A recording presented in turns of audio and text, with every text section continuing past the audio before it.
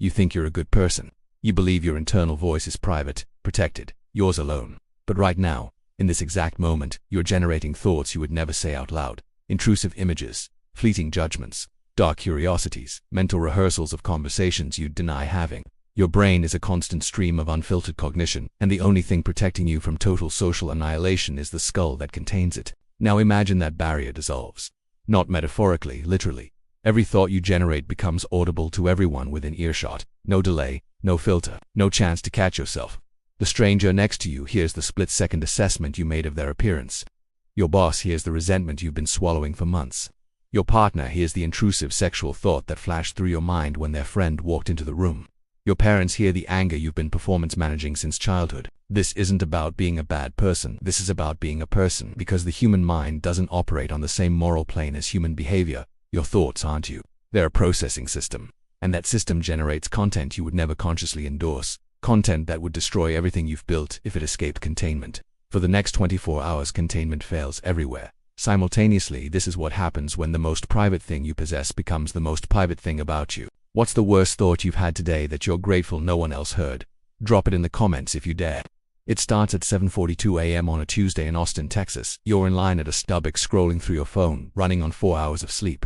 The barista hands a drink to the customer ahead of you. Your brain generates an automatic assessment. Overweight, poorly dressed, probably has no self-control. It's a thought you didn't choose to have. Your prefrontal cortex would have suppressed it instantly, but this morning, the thought doesn't stay internal. It broadcasts. The customer freezes, their face drains of color. They turn to look at you, and the hurt in their eyes is so immediate and total that you feel your stomach drop before you even understand what happened. You didn't speak. You didn't move your lips. But they heard it, word for word, exactly as your neural network generated it. You try to apologize. But the moment you think the word sorry, they hear the thought underneath it. I need them to stop looking at me. This is humiliating. Why won't they just leave? Your apology becomes another weapon. They leave without their drink. You're standing there, confused, horrified, realizing something is catastrophically wrong with reality itself. Then you hear it, the barista's thoughts, clear spoken words. What the hell is wrong with people? I hate this job. I hate every single person who walks through that door. You lock eyes. She hears your shock. You hear her panic. The other customers are looking around wildly, mouths closed, but the air is filled with a sudden cacophony of unfiltered cognition. Someone thinking about an affair.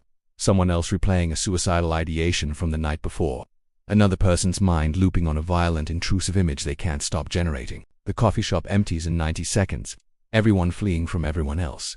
You walk out into the parking lot and realize the entire city is experiencing the same meltdown. Car horns blaring, people shouting at each other. A man across the street falls to his knees, sobbing because his wife just heard 20 years of accumulated resentment in a single unguarded moment. You get in your car, you try to think carefully.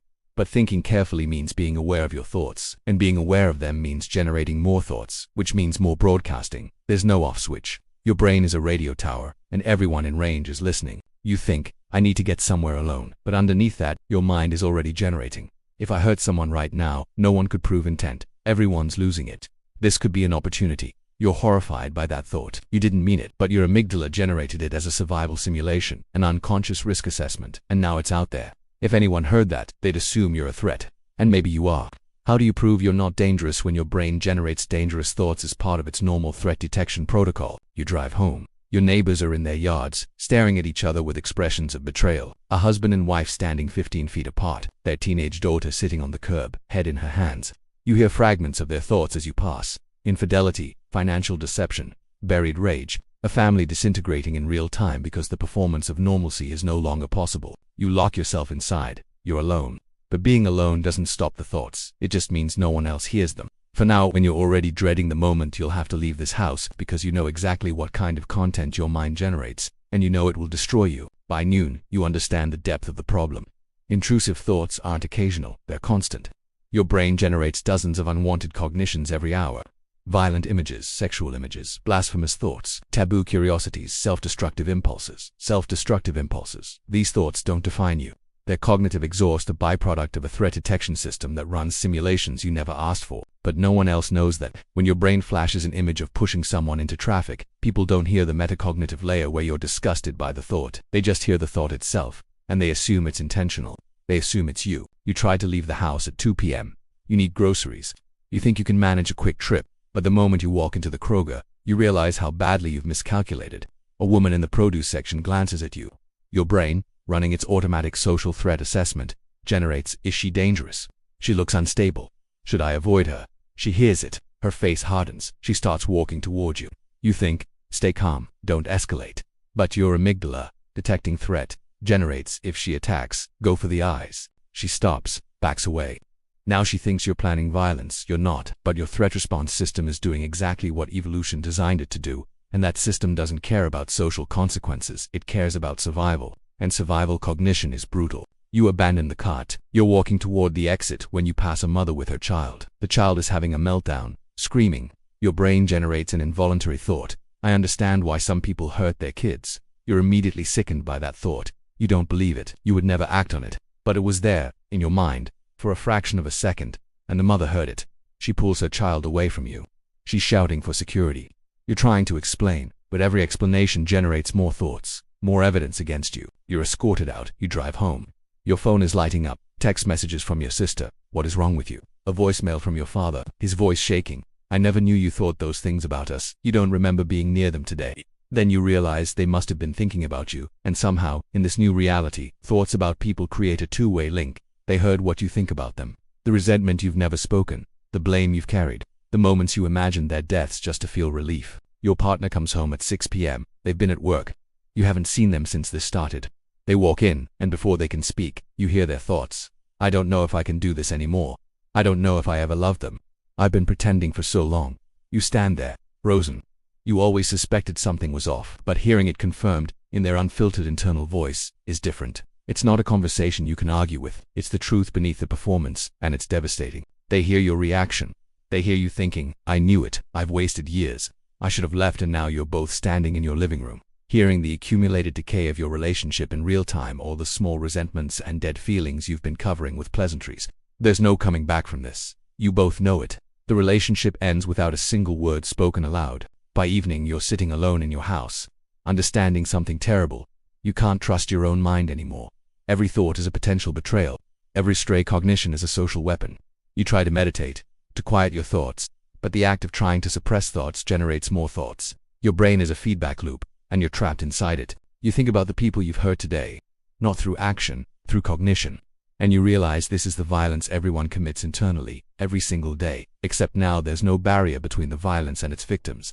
Your mind has become a crime scene, and you're both perpetrator and witness. The social fabric disintegrates completely after sunset. You watch the news for 15 minutes before you have to turn it off. Divorce rates have functionally reached 100%. Families are splintering. Children are hearing their parents' intrusive thoughts about regret, about wishing they'd never had kids, about momentary impulses toward violence during tantrums. Parents are hearing their teenagers' unfiltered resentment, their sexual thoughts, their substance use, their suicidal idea. Friendships are collapsing. Your best friend from college texts you, I heard what you really think of me. Don't contact me again. You don't even remember thinking about them today. But you must have some passing judgment. Some old resentment you thought you'd buried. And now it's cost you a relationship that survived 15 years. Workplaces have shut down. Employees heard what their bosses really think of them. Bosses heard the rage and contempt their workers have been swallowing. Every hierarchy is exposed as a performance maintained through forced silence. CEOs heard their boards plotting to replace them. Entry-level workers heard their managers' contempt for their ambitions. The economy is collapsing because trust was always an illusion, and illusions require privacy to survive. You venture out at 10 p.m., hoping the darkness will provide some cover. It doesn't. You pass a police checkpoint. An officer's thoughts broadcast clearly. I've always wanted an excuse. You don't know what that means, but you hear the violence underneath it. You hear another officer thinking about planting evidence. You hear a third replaying a suppressed memory of excessive force. The entire structure of law enforcement is revealed as a system held together by men who've been one bad day away from atrocity. And now everyone knows it. You see a crowd gathering outside a church. People seeking refuge, maybe, seeking forgiveness. But as you get closer, you hear the pastor's thoughts. I've never believed any of this. I've been lying for 30 years. The congregants are hearing it too. Someone throws a rock. The pastor runs. The crowd disperses. Their faith not shaken but obliterated. Because doubt is survivable but confirmed hypocrisy isn't. Strangers are dangerous now. You hear someone thinking about robbery. Someone else thinking about assault. Not planning it necessarily, but generating the thought as their inhibition systems fail under stress. And you can't tell the difference between a thought someone will act on and a thought they'll suppress. Everyone is shredding as threat. Every person you pass could be the one whose intrusive thought becomes action. You get home at midnight. You lock every door, but you're not safe from yourself. You're generating thoughts about escape, about suicide as a solution, about whether you could make it through another 12 hours of this. And the worst part is, you don't know if those are intrusive thoughts or genuine intentions. The line between simulation and desire is blurring. Your brain is consuming itself. You think about your ex-partner. You think, maybe they were right to leave. Maybe I am unlovable. And then you think, maybe everyone is unlovable. Maybe we've all been pretending. Maybe love is just tolerance of someone else's hidden monstrosity. And we've all been monsters in secret. That thought sits in your mind like a stone. You don't know if it's true. You don't know if anything is true anymore. Privacy wasn't just protection. It was the foundation of selfhood. And without it, you're not sure what remains. The night stretches ahead of you. Somewhere in America, someone has already acted on their worst thought. Someone has hurt someone else. Someone has hurt themselves.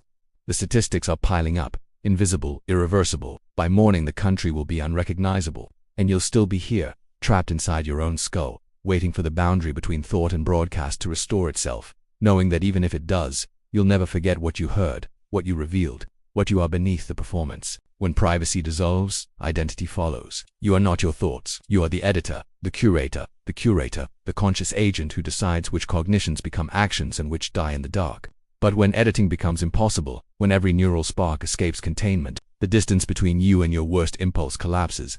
Society functions because we trust the gap between thought and deed. We trust that people suppress, we trust that people choose to remove that trust. And civilization is just a crowd of potential threats pretending to be neighbors. The 24 hours eventually ends.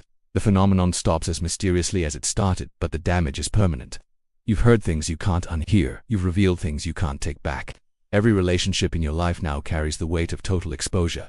Some will recover. Most won't, because we never agreed to love each other's unfiltered minds. We agreed to love the versions we present. And those versions just died. The question isn't whether you could survive everyone hearing your thoughts. The question is whether you could survive hearing theirs. Whether you could forgive humanity for being human. Whether you could rebuild connection knowing exactly what everyone is hiding. Because the horror isn't that we have dark thoughts. The horror is that we have them constantly, and the only thing separating us from chaos is a few millimeters of bone and the mercy of silence. Could you forgive someone after hearing their worst intrusive thought about you? Let me know in the comments. If this video disturbed you in the exact way it was supposed to, hit that subscribe button and leave a like. These thought experiments get darker and you'll want to be here for what comes next. And if you're wondering what the inverse scenario looks like, if you haven't already, go watch What If You Could Hear Everyone's Thoughts for 24 Hours. You wouldn't survive the second, because hearing everyone else's thoughts is just as destructive as broadcasting your own, and you need to understand why.